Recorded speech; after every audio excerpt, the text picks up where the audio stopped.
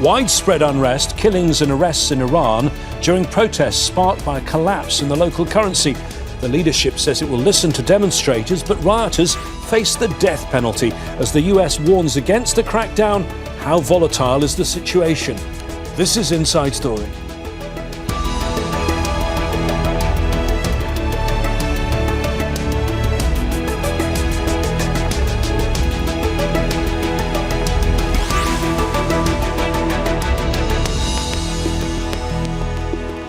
Hello again, I'm James Bays. 2 weeks of widespread demonstrations have shaken Iran, with reports of hundreds killed, both anti-government protesters and security forces. The scale of the unrest has been driven by a collapse in the local currency. Making ends meet has become an even bigger struggle for more and more people in a country already under pressure from international sanctions. While the Iranian president has promised to listen to protesters, the Attorney General has warned those involved in the violence could face execution. The US President Donald Trump has threatened military strikes if civilians are killed, with Iran warning it will hit back if attacked. So, how volatile is the situation? Can Iran's leadership contain the wave of protests? And are there wider consequences if instability in Iran worsens? We'll talk to our panel of guests in a moment, but first this report from Alexandra Byers. Defiance, burning bright across Iran. 2 weeks of demonstrations against soaring inflation and a plunging currency have spiraled into the worst unrest the country has seen in 3 years. Anti-government protests began in the capital and spread to dozens of other towns and cities, including Qom, Iran's second holiest city, and Mashhad, the birthplace of the supreme leader. A crackdown by security forces followed. Most internet and telecommunications services have been cut since Thursday. The Attorney General is warning anyone involved in the protests could face the death penalty. Dozens of civilians and security officials have reportedly been killed. Rights groups say more than 2,500 people have been arrested. Iran's supreme leader accuses them of acting on behalf of the US president. He claims to be on the side of the Iranian people. He is irresponsible. He does not care about civilians. Those protesters could believe him. They burn waste bins just to please him. Donald Trump has repeatedly threatened to intervene and warned Tehran not to use force against demonstrators, or the US will hit Iran where it hurts. The government says it will strike Israel and American bases in the region if the US attacks. The defiance shown at rallies, despite threats of severe consequences, reflects the extent of the discontent, according to one Iranian academic. Demonstrations were held because of the worsening of the economic situation in the country, and it's understandable majority of Iranians were frustrated with the worsening of their economics. But with the events turning into more sort of violent developments, demonstrations started shrinking by the day. So Thursday was really one of the scariest days in Iran, including in Tehran. But the past 2 days, we saw the shrinking of those events. Some in the crowds have been chanting, "Down with the dictator, long live the Shah," referring to Mohammad Reza Pahlavi, the pro-Western leader toppled in the 1979 revolution. His exiled son has been encouraging the protesters from the US, though it's unclear whether he has significant support. The world today stands with your national revolution and admires your courage. Do not abandon the streets. My heart is with you. I know that I will soon be by your side. The unrest comes 7 months after Israel and the US attacked Iran, which some believe had a unifying effect, helping the government. But Iran's leadership now faces more serious pressure, this time from within. Alexandra Byers, Al Jazeera for Inside Story.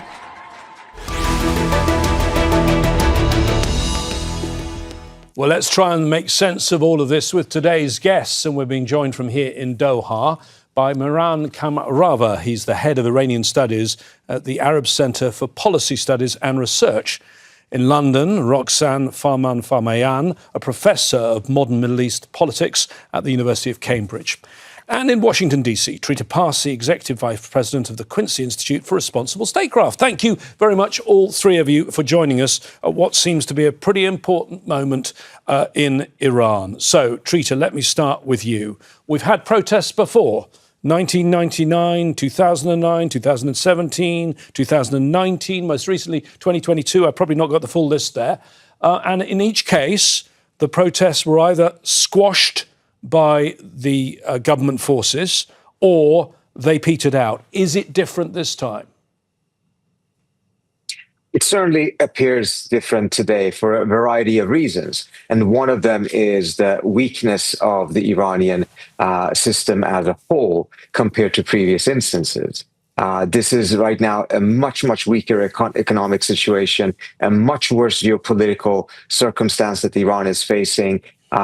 Dissent within the system itself is clearly at a different level. But then you also have a different appearance of the protesters. These are protests that are taking place at night. I think it's important to note that, whereas all of the previous protests from 2022, 2009 primarily took place during the day. It's much more difficult to be able to assess the size. It's much more difficult to be able to really be able to discern what is happening. It also gives protection for those within the protest, which may be a very small minority who wants to use violence, who have used violence in terms of burning down fire stations and other things. So that in and of itself, I think, is notable. But also the demands are very, very different. In 2009, it was a demand for making sure that the election results actually were upheld and not cheating in the elections. 2022, they wanted a complete overthrow of the system.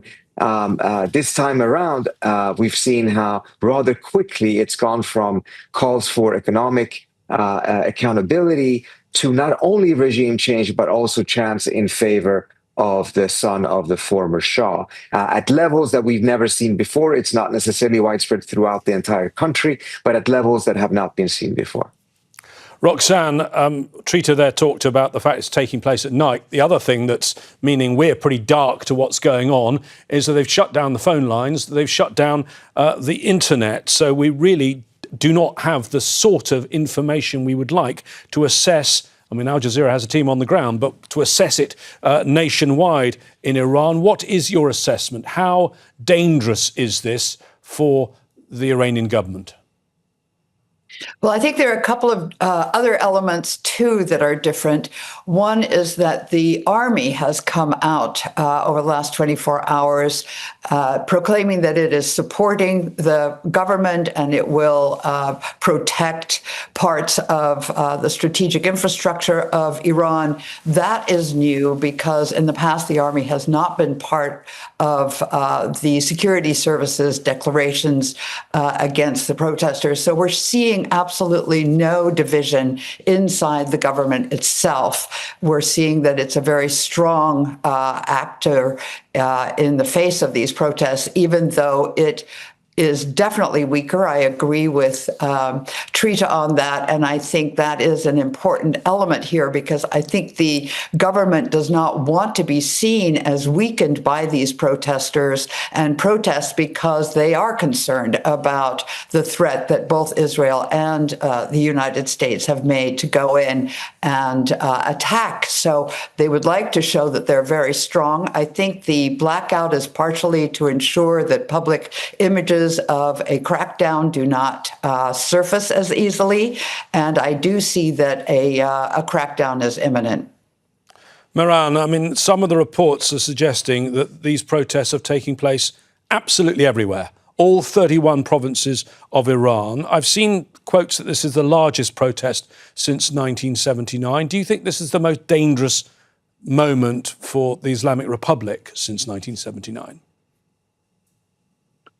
Well, we've seen a number of instances in the past several years, as you yourself mentioned, where the Islamic Republic has been faced with serious difficulty and serious crisis. Whether or not this is the most serious crisis, I think we'll find out over the next week or so, if the protests continue. And if as assumptions are, they grow in intensity and in scale. We don't really know the size of the protests. We know that they've taken a turn for being violent, and we've seen images of buildings and cars being set on fire. And so I don't know. I think the space to watch really is the behavior, as Roxana just mentioned, the behavior of the security forces. And so far, we've seen no indication whatsoever that the security forces are anything other than supporting the state and are getting ready to clamp down on the protesters. So I don't know if this is the most serious crisis the state has faced, but certainly as they grow in intensity and in scope, I think they become increasingly more difficult to contain as the population becomes bolder. Trita, you've all said there's lots we don't know here, but what we do know is the spark and the initial cause for this, which is the economy, the appalling state of the economy. I think it's fair to describe it as that. The currency has completely collapsed. The inflation is at a very high level, over 40%. The reasons, the international sanctions are crippling, the mismanagement, the corruption. The problem for the authorities, though, given that's the backdrop, there's no easy fix, is there? There's no way they can deal with this overnight.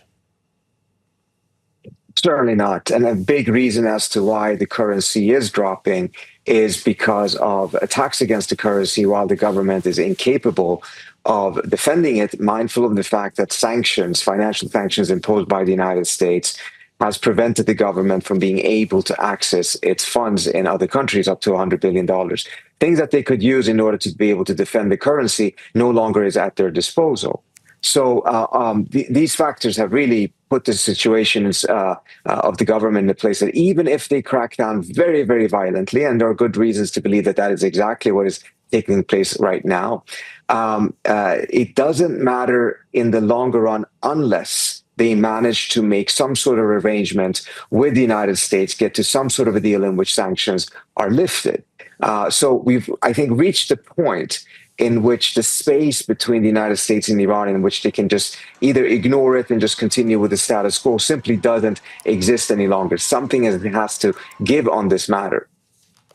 Mehran, I mean, the protesters we've got here come from a very broad base, it seems to me. You've got young, unemployed, you've got the merchant class, the shopkeepers, you've got middle class, you've got students. Do you see echoes of that sort of very broad coalition of 1979? No doubt, yes. And they're all united in the erosion of their purchasing power, their economic abilities. And so that's why it cuts across classes. And one of the interesting things we saw was that the protests started in smaller cities, but now they've grown into much bigger cities, including Mashhad, Esfahan, Shiraz, and most notably Tehran, as the pictures we're seeing now demonstrate. And so what we're seeing is that the extent of economic difficulties is so widespread, cuts across different generations, everyone from the young high school and college graduates who cannot get jobs, all the way to retirees whose purchasing power has completely eroded and whose life savings have disappeared and dissipated. So what we're seeing is a cross-national and cross-generational alliance of people who are simply fed up with domestic political circumstances and with their current predicament. Are they united in a vision of the future of Iran? That's an open question, and I think the answer so far is no. Revolutionary circumstances are among those where everyone gets united in not wanting the present, but not necessarily knowing what they want for the future. Roxanne, can we look at what factors might turn this uprising into a revolution and then potentially into a revolution that leads to political change? I was thinking about this and I wrote down a list. Tell me if I've left anything out. A common cause, they seem to have that. A critical mass of protesters, they seem to have that. Sustained protests, they seem to have that. And then I stumbled on this last one, and you already mentioned it, the security forces and the elites, either showing apathy in terms of opposing the protests or actually defecting. That is what we're missing, is it not? Yes, I would add one more important thing. When I was in Iran during the revolution, one of the key players was the oil fields and the oil industry who went on strike. And I have not heard anything about the oil industry or even the Abadan area being in among the list of those being that are seeing protests. That's the economic lifeline to the regime. And until they actually go on strike, I think we're missing a key component. Another important thing is that this regime, although it is roundly hated, and hate is very important by those protesters, the protesters themselves, as far as we know, are not a cohesive opposition in any way. And a protest that actually translates into a revolution needs some kind of organized opposition of some kind. And it has been not by chance, but a strategy of this government to ensure that no organized opposition or networks really exist inside Iran. So I think that is a significant lack before this can translate into a movement that can actually topple a deeply institutionalized government. And the final thing that I would say is I think what we saw after the attack by Israel and the United States during the 12-day war was a country that did actually, the people came together in a very nationalistic way to say they did not want outside intervention. Now, we have heard many people, some within the intellectual elite, including Shirin Ebadi, the Nobel laureate, calling for the United States to intervene. But what we are not seeing is coverage, which is very real, of the number of supporters of this regime. And I think there are demonstrations pro-regime that we're not seeing. And I also think that it's important to keep in mind that although there's a vast number of people that are hitting the streets, this is a country of 88 million people, and we're seeing demonstrations still in the hundreds of thousands. During the revolution, there were millions. Trita, you heard Roxanne there talk about how cohesive the protesters were. How cohesive and loyal are the security forces? Now, I know this is a complex question and we don't have time for a very long answer. I'm sure you could write me a very long essay on it. But you have the Revolutionary Guards, you have the volunteer militia, the Basij, and you have the army. Which of those is most likely, if any of those, to splinter, to waver? What we've seen before, as I think was mentioned, by Roxanne, is that in the past, you have had statements by the army saying that they're staying out of what they consider to be internal affairs. What we're seeing now, however, is that this is not considered to be an internal affair. There is a very widespread view within the system, within the country, that this is being completely coordinated with the United States and Israel, that this, what they call this, is the beginning of the next phase of the 12-day war. The 12-day war never ended. It was a ceasefire, and the Israelis have been very, very clear that they want to restart the war. Netanyahu was here in Mar-a-Lago in New York, in the United States, on December 29th, with the agenda of pushing Trump to agree to another round of war.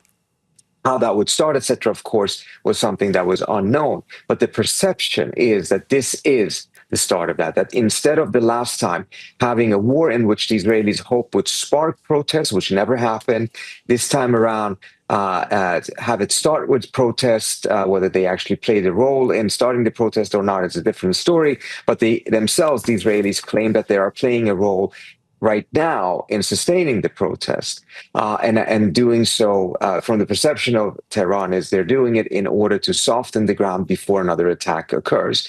And I think that's a key reason as to why the army has taken a different position, because they see this as an external national security threat. Mehran, the chants of the protesters, yes, death to the supreme leader. Many of them are chanting that. But they're also chanting, long live the Shah. Now, help me with this one, because in the past, when I've spoken to people inside Iran, people outside Iran, the Iran observers I trust, and includes members of this panel, have told me that the Shah and the royal family, the monarchists, don't really have any support inside Iran. What do we make of it, the fact that the Shah, the name of the Shah, king in Iran, keeps being mentioned? Is this because the Shah's son, who's been in exile for very many years, is one of the only figures with name recognition? Is it because it's the most offensive thing you can shout to the security forces? You know it's going to rile them. Or has something changed among those people who don't remember 1979? Is there growing support? Well, first of all, it's human nature to long for the good old days. And given the abject failures of the Islamic Republic, many in the population kind of reminisce about the good old days, having forgotten that there was a mass-based revolution in 1978-79. But your informants, James, are absolutely right. So far, the monarchy has not really had any meaningful support inside the country. The social base doesn't simply exist for the monarchy and support basis, except for many in the Iranian diaspora outside of Iran, that again were in one way or another beneficiaries of the former regime or have been hurt by the current regime. But I think what's also important is what you mentioned, which is brand name recognition. By virtue of having destroyed or marginalized all of its opposition forces, the Islamic Republic has managed to really destroy any organized groups. And so the only one by default that's standing is Reza Pahlavi. And so he's got brand name recognition, he's got massive Israeli support, and he's got American support, and a very wealthy network of Iranians in the United States and elsewhere in Europe. OK, let me get Roxanne to pick that up. Reza Pahlavi, son of an autocratic dictator, lived a playboy life in his youth, lives in exile outside Washington, D.C., has never held down a job other than being his father's son. Is he the right man with the right skills to run Iran? I would definitely agree with Mehran. I think the problem that he's going to run into very rapidly is he's got no ground game. He's got no organization on the ground whatsoever. So he's taken the opportunity to announce that he thinks demonstrations should take place in the evening, and so now is taking credit for this particular format. But I think the problem we've all addressed over time is that he doesn't have, even in the United States or in the larger European picture, a vision and a group that has developed a plan for the next stages. And so he is, unfortunately, what I think we would consider a lightweight, and simply does not enjoy the confidence of those that recognize what it takes to move in to create a next stage without creating instead the elements of a civil war. And Trita, President Trump has so far not met Reza Pahlavi, which is interesting. President Trump has said, though, with regard to the protests, if protesters are killed, the US will act. Well, protesters have been killed. He says he's locked and loaded, means he's ready to fire off some sort of mission. What do you think are the options that President Trump might be considering? And do you think the US are worried that if they do something, it could backfire horribly? I think we have to keep in mind that Trump just came out of a very successful Venezuelan military operation that I think has brought about a degree of euphoria in the White House and has dramatically skewed his risk and cost-benefit assessments. And as a result, is looking at a potential intervention in Iran through a very, very rosy perspective compared to what I think he should be. And this is, of course, in addition to tremendous amount of pressure that is being put on him from the Israeli side, from pro-Israeli members of the U.S. Senate, etc., who believe that this is the opportunity for the United States to perhaps do very little, but take credit for a potential downfall of the Iranian regime. I do think that he is serious when he's making these threats. The reason why he hasn't acted yet is because the U.S. doesn't have the assets in place yet. But there appears to be signs that assets are being moved towards the region.